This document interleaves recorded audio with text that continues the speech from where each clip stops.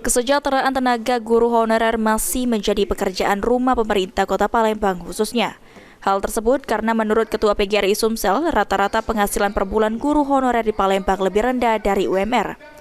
Ketua PGRI Sumsel Ahmad Zulinto menyampaikan saat ini kesejahteraan guru khususnya guru honorer masih sangat rendah. Seperti di Palembang, rata-rata guru honorer hanya menerima upah sekitar 2 juta per bulan atau lebih rendah dari UMR.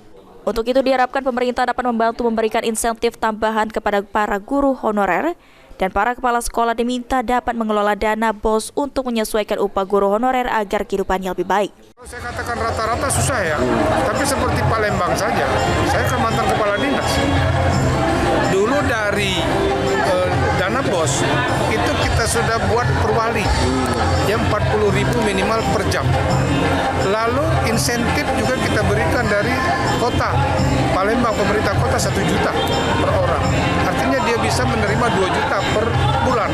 Itu masih pas-pasan.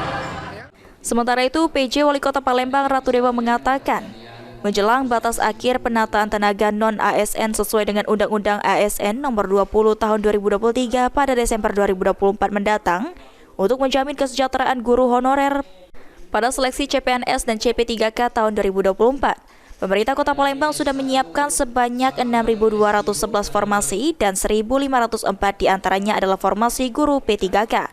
Sementara sisanya yakni 439 formasi P3K tenaga kesehatan, 4.111 formasi P3K tenaga teknis lainnya, dan 157 formasi CPNS. Sebagaimana sebelumnya saya sudah minta untuk formasinya lebih diperbanyak lagi bagi tenaga pendidikan dan juga tenaga kesehatan.